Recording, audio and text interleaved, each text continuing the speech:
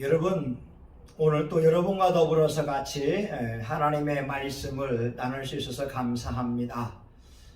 여러분, 2월 달이 되었는데 어떻게 지내고 있습니까? 여러분의 삶 속에 하나님의 은혜와 평강이 넘쳐나기를 예수님의 이름으로 축원합니다. 오늘은 삼손을 통해서 성공하는 인생, 실패하는 인생, 이런 제목으로 같이 은혜를 나누고자 합니다. 오늘 본문의 주인공 삼손은 하나님으로부터 특별한 은총을 받은 사람입니다. 태어나면서부터 나실인으로 구별이 되었습니다. 블레셋과의 전쟁을 보게 되면 나귀 톡뼈로 1000명을 죽이는 천하무적의 사람이 되었습니다. 세상 그 누구도 그를 따라올 사람이 없었습니다. 그러나 그에게는 한 가지 약점이 있었습니다.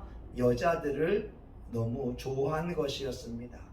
그는 육체의 본능을 따라서 여인들을 취하게 되었고 드릴라에게 자기의 영적인 비밀을 알려주므로 머리가 밀리우게 되고 두 눈이 뽑히우면서 마지막에는 비참한 죽음을 경험하게 됐습니다. 그런데 히브리서 11장 32절에는 삼손은 분명 믿음의 사람이라고 말씀하고 있습니다. 그의 죽음은 비참하게 죽었지만 성경은 그를 향하여서 믿음의 사람이라고 말씀하고 있는데 인정을 받은 그 이유가 무엇인지 잠시만 살펴보고자 합니다. 첫 번째, 28절에 있습니다. 삼손이 여호와께 부르짖어 가로되. 삼손은 하나님 앞에 기도했기 때문에 그렇습니다. 분명 삼손은 실패할 수밖에 없는 상황 속에 놓여 있습니다. 다곤의 신전에 남녀 3000명이 삼손의 두 눈을 뽑았고 삼손을 결박한 채 삼손이 실수할 때마다 그들은 껄껄거리며 조롱됐습니다. 그 주변에 삼손을 도울 사람이 아무도 없었습니다. 지옥 같은 환경에 그는 놓여 있었습니다. 그가 할 수 있는 것은 하나님께 기도하는 것이었습니다. 하나님 앞에 부르짖어 가로되. 그런 하나님 앞에 기도하는 방법을 택하였습니다. 우리 기독교는 희망의 종교입니다. 우리 기독교는 하나님 앞에 나가게 되면 실패했을 상황에서도 하나님의 기적을 경험할 수가 있습니다. 우리의 사상으로 생각으로 불가능한 환경 가운데에도 기도하게 되면 하나님의 놀라운 구원을 체험할 수가 있습니다. 예레미야 33장 3절에 말씀합니다. 너는 내게 부르짖어라. 내가 내게 응답하겠고 내가 알지 못하는 크고 비밀한 일을 내게 보이리라. 이렇게 말씀합니다.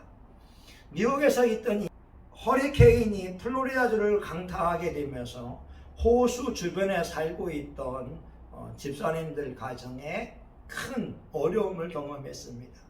호수의 제방 뚝이 무너지면서 보금자리에 물이 차오르기 시작했습니다. 남편과 아내, 아이들이 3명이었습니다. 이들이 큰 나무로 올라가기 시작합니다. 이제 물이 점점 차오르기 시작합니다. 더 이상 희망이 없는 순간이 다가오고 있습니다. 이때에 남편이 말하지요. 여보, 이제 틀렸어. 이제 희망이 없어. 근데 그 순간 그 아내가 하나님을 향한 믿음을 잃지 않습니다. 이렇게 말하죠. 여보, 그런 말 말아요. 무슨 수가 생길 거예요. 당신은 아이들이나 잘 보호하고 있으세요. 점점 물이 차오르게 되면서 어른들의 목까지 물에 잠기게 되었습니다. 조금만 더 차오르게 되면 온 가족이 수장당할 수밖에 없는 상황이 되었습니다. 남편이 다시 말하지요. 여보, 틀렸어. 이제 안 돼. 근데 아내가 말합니다. 아니에요. 우리는 살 수 있어요. 희망을 포기하지 말아요. 그때 그 순간 이 아내가 깨닫습니다. 이 어려운 환경 가운데에 그들이 잊고 있는 것이 있었다고. 그분이 바로 예수님이었습니다. 예수님이 구원자요 하나님의 아들인 것을 잊어버리고 있었습니다. 그리고 온 가족이 그 상황 가운데에 찬양을 부르기 시작합니다. 너 근심 걱정 말아라. 주 너를 지키리. 주 날개 밑에 거하라. 주 너를 지키리. 물은 점점 차오릅니다. 희망이 없어 보입니다. 그러나 주 너를 지키리. 아무 때나 어디서나 주 너를 지키리. 남편도 찬양을 부르면서 웁니다. 아내도 찬양을 부르면서 웁니다. 아이들도 찬양을 부르면서 웁니다. 이 눈물은 슬퍼서 우는 눈물이 아니었습니다. 절망적인 상황 가운데에서 하나님을 향한 희망, 믿음을 보일 수 있었기에 이를 감격하며 울고 있는 것이었습니다. 예수님께서 이들 가정을 보고 무슨 마음을 느꼈을까요? 예수님이 어떻게 행하셨을까요? 이들 부부가 눈을 들어보니 저 호숫가에서 낡은 배가 내려오는 것을 보게 되었습니다. 2001년 미국 뉴욕 센터가 무너질 때에 이런 고백이 있잖아요. 어떤 사람이 고층에서 내려오면서 주의 이름을 부르는 자는 구원을 얻으리라. 하나님 말씀을 외치면서 박수치면서 계단으로 내려왔다라고 하는 거죠. 우리가 기도할 수 있는 것은 실패하는 환경 가운데에 하나님이 주신 선물입니다. 절망적인 상황 가운데에서도 위대하신 하나님을 찬양하며 기도한다면 반드시 놀라운 일이 일어날 것입니다. 이런 노래가 있잖아요. 사방이 가로막혀 절망하나요. 눈을 들어 하늘을 쳐다보세요. 당신을 창조하신 하나님께서 해결해 주실 거예요. 지금 당신이 먼저 해야 할 일은 하나님이 하신 일을 인정하면서 모든 것이 합력하여 선을 이룰 줄 믿고 따라가는 일이죠. 아무것도 염려하지 말고 오직 모든 일에 기도와 간구로 너희 구할 것을 감사함으로 하나님께 아뢰라. 그리하면 모든 지각에 뛰어난 하나님의 평강이 너희 마음과 생각을 지키시리라. 삼손은 두 눈이 뽑힌 상황 가운데에서 수천 명의 조롱과 비난을 받고 있는 상황 가운데에서 하나님을 찾기 시작했습니다. 그는 이렇게 기도합니다. 28절에 보게 되면 이렇게 기도하지요. 주 여호와여 구하옵나니 나를 생각하옵소서. 하나님이여 구하옵나니 이번만 나로 강하게 하사 블레셋 사람이 나의 두 눈을 뺀 원수를 단번에 갚게 하옵소서. 삼손이 이렇게 기도합니다. 주 여호와여 나를 생각하옵소서. 삼손이 하나님을 향하여서 주 여호와 아도나이라고 외치고 있습니다. 아도나이는 하나님이 나의 주님입니다. 하나님이 나의 주권자입니다. 하나님이 나를 다스립니다. 이런 뜻이 듭니다. 삼손은 태어나면서부터 은혜를 입은 특별한 종이었습니다. 그러나 삼손은 하나님을 향하여서 하나님이 그의 인생의 주권자라고 인정하지를 않았습니다. 왜냐하면 그는 자기 마음대로 살아왔기 때문에 그렇습니다. 자기의 감정을 따라서 살아왔기 때문에 그렇습니다. 하나님의 말씀으로 자기를 다스리지 않았습니다. 하나님 앞에 예배자가 되지 않았습니다.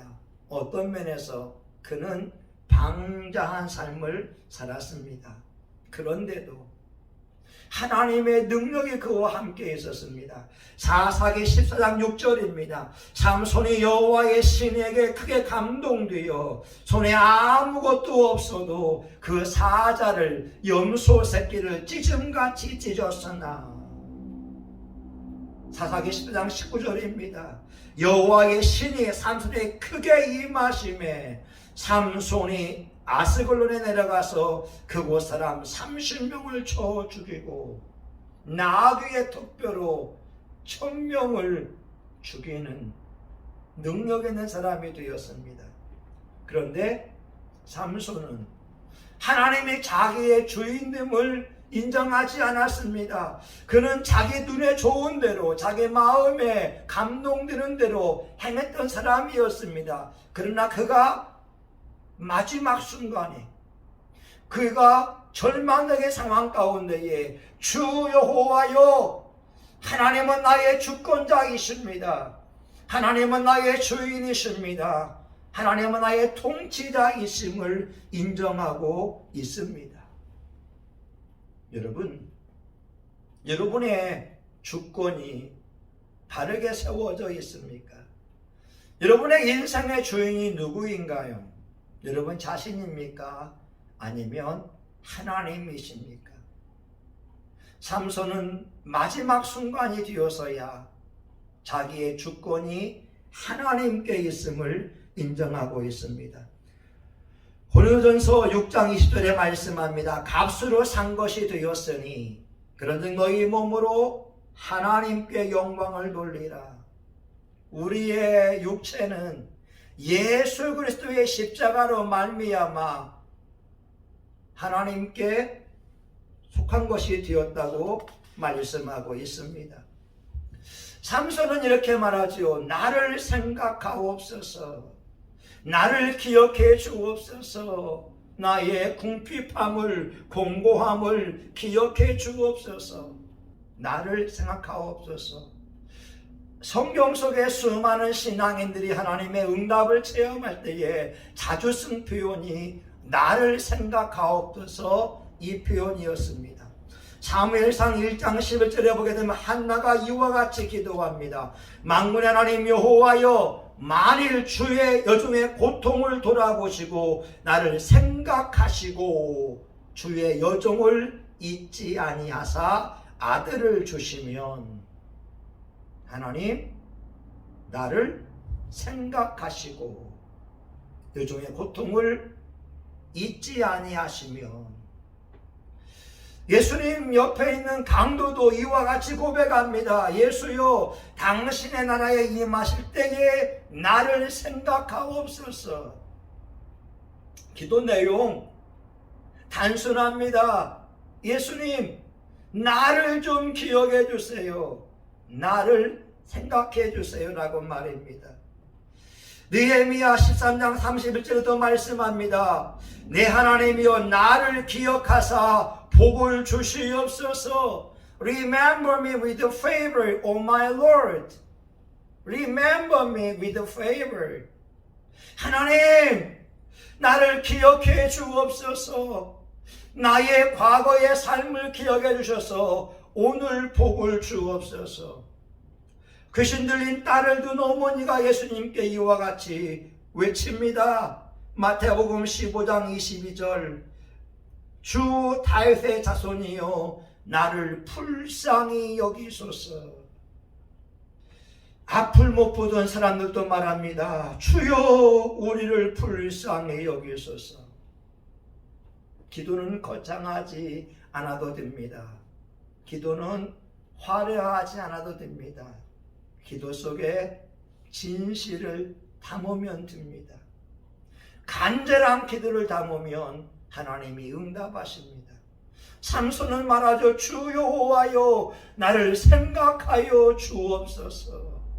그 짧은 기도가 하나님의 마음을 움직일 수가 있습니다. 예전에 암 전문의였던 원중수 권사님이 그런 간증을 하고 있잖아요.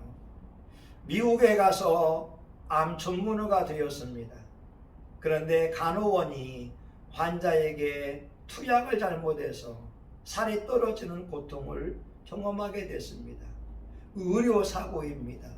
분명히 원종수 권사님이 책임을 질 수밖에 없는 아주 위급한 상황이 되어져 있습니다.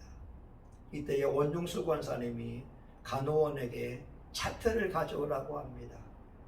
그 차트에 원종수 권사님이 십자가를 표시한 것이 있습니다.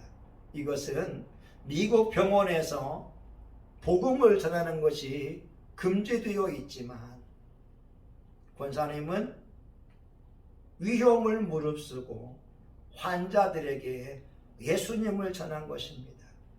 그래서 환자들이 예수님을 구주로 영접한 사람이 있었습니다. 그러면 십자가를 그 차트 위에 기록해 놓은 것이었습니다. 밤새도록 원중수 권사님이 기도합니다. 하나님, 이 사람 아시지 않습니까? 제가 직장에서 잘릴 위험을 감수하면서 예수의 복음을 전파한 사람입니다. 하나님, 이 사람 알고 있지 않습니까? 하나님, 이 사람 알고 있지 않습니까? 이 사람에게 내가 예수를 전하여서 예수님을 구주로 영접한 사람이 되었습니다. 내가 직장의 위험을 감수하고라도 복음을 전하지 않았습니까? 그때의 권사님 마음속에 이런 감동이 온다고 합니다. 말이 되네. 말이 되네. 내가 직장에서 잘릴 위험을 감수하고 예수의 복음을 전파한 사람들이 이렇게 많은데 지금 이 위험 가운데에 하나님의 초자연적인 기적이 필요합니다. 밤새도록 간구했다고 합니다. 하나님, 나를 기억하여 주옵소서. 그런데 그 다음 날 놀라운 일이 일어났어요. 간호원의 투약을 잘못함으로 몸이 망가져버린 그 환자가 하나님의 초자연적인 기적으로 깨끗이 피부가 고침을 받은 것이었습니다. 할렐루야! 더 이상 원종수 권사님이 법적인 책임을 질 필요가 전혀 없게 되었습니다. 여러분, 나를 기억해 주옵소서. 주 여호와여, 나를 생각하옵소서. 이 짧은 기도가 하나님의 마음을 감동시킬 수 있습니다. 여러분, 한번 같이 외쳐볼까요? 주 여호와여, 나를 생각해 주옵소서. 주 여호와여, 나를 불쌍히 여겨 주옵소서. 삼손은 비참하게 죽었지만 성경은 그를 믿음의 사람이라고 인정합니다. 그가 그의 삶의 주인이 하나님인 것을 인정했기 때문에 그렇습니다. 마지막으로 삼손은 자기의 힘이 하나님으로부터 오는 것을 인정했습니다. 28절에 보게 되면 하나님이여 구하옵나니 이번만 나를 강하게 하사. 삼손의 기도의 내용을 보세요. 삼손이 블레 사람에 잡히기 전에는 그 힘이 자기에게 있는 줄 알았습니다. 그는 들릴라에게 자기 힘의 비밀이 머리카락에 있다고 이야기합니다. 사사기 16장 17절, 내 머리가 밀리우면 내 힘이 내게서 떠나고 나는 약하여져서 다른 사람과 같으리라. 머리카락이 다 밀리우고 두 눈이 뽑히고 그는 보통 사람이 되었습니다. 근데 그는 기도합니다. 하나님이여 구하옵나니 이번만 강하게 하옵소서. 이 말은 자기의 힘이 그러니 머리카락에 있는 것이 아니라 전능하신 하나님께 있는 것을 인정하고 있는 기도였습니다. 하나님은 강하게도 하시고 약하게도 하십니다. 하나님은 부하게도 하시고 가난하게도 하십니다.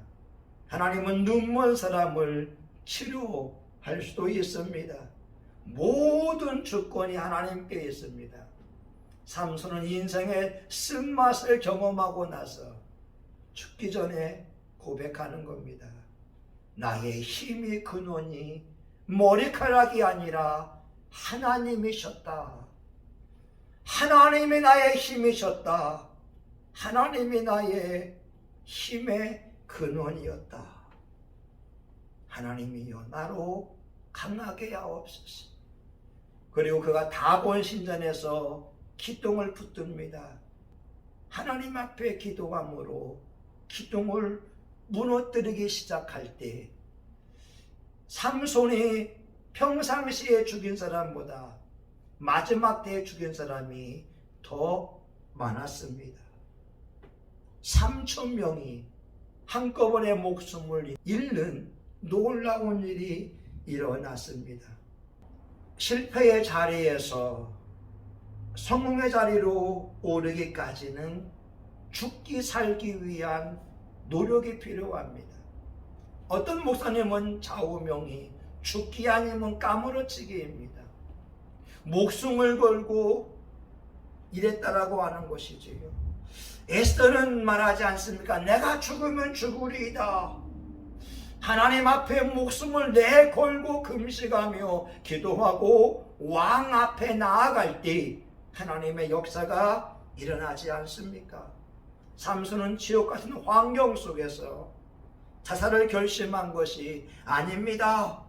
이스라엘을 구원하기 위하여, 하나님의 살아계심을 위하여 자기를 희생한 겁니다. C.S. 루이스의 말처럼 거룩한 희생을 한 것이었습니다. 그래서 성경은 삼손은 믿음의 사람이라고 기록하고 있습니다. 기독교 역사를 보게 되면 요한 웨슬레 목사님은 실패를 많이 경험한 분이었습니다. 감리교와 성결교 나사렛 교단의 창시자가 웨슬레 목사님입니다. 그는 복음 전도자요, 그는 박애주의자며 새벽 기도를 드리던 경건한 사람이었습니다. 그런데 그의 어머니는 웨슬레를 볼 때마다 타다남은 부지깽이라고 불렀다고 합니다. 목사관에 불이 났을 때 극적으로 구조가 되었기 때문에 그렇습니다. 하마터면 웨슬레가 죽을 수밖에 없었는데 그가 구조되자마자 목사관이 허물어지게 되었습니다. 간만의 차이로 살아났습니다. 웨슬레는 1735년에서 1738년까지 미국 인디언들에게 선교하기 위해서 갔던 사람이었습니다. 그러나 그는 대실패를 경험했습니다. 선교지에서 쫓겨나다시피 영국으로 돌아왔습니다. 그는 연애에도 실패했습니다. 사랑하는 연인과 결혼하지 못했고 악처 중에 악처를 만나서 결혼하게 되었습니다. 그의 결혼 생활은 실패의 연속이었습니다. 웨슬레의 기쁨은 이 땅에 없었습니다. 그러나 하나님은 실패자 인생이었던 웨슬레를 찾아오셨습니다.